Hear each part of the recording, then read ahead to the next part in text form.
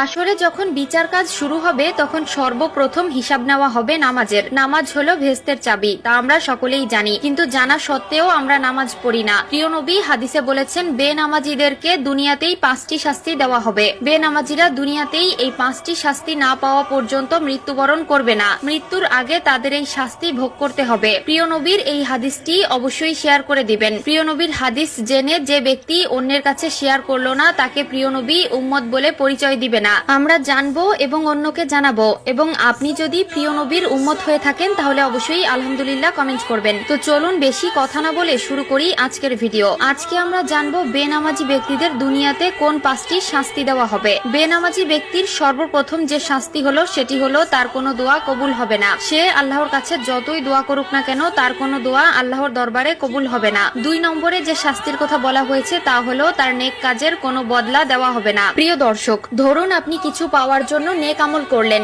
কিন্তু আফসোসের বিষয় আপনি যদি বেনামাজি হয়ে থাকেন, আপনার নেক কাজের কোনো ফল আপনি পাবেন না। 3 নম্বরে যে শাস্তির কথা বলা হয়েছে তা হলো চেহারা থেকে নেককারদের নূর উঠে যাবে। প্রিয় দর্শক, জন্মগতভাবেই আল্লাহ তাআলা কালো, সুন্দর, অসুন্দর সকলের চেহারায় একটি মায়াবী নূর দিয়েছেন, কিন্তু নামাজ না পড়ার কারণে তাদের চেহারা থেকে সেই নূর উঠে যায় এবং দেখতে দেখতে একসময় চেহারার অবস্থা ভয়ঙ্কর হয়ে যায়। যার চেহারা থেকে আল্লাহর নূর উঠিয়ে নেয় তার প্রতি মানুষের কোনো মায়া মহব্বত থাকে না। 4 নম্বরে যে শাস্তির কথা বলা হয়েছে তা হলো তার জীবনের বরকত উঠে যাবে। আয় রোজগারে বরকত থাকবে না, ব্যবসা বাণিজ্যে কোনো সাফল্য পাবে না, সংসার জীবনে একটার পর একটা অশান্তি লেগেই থাকবে।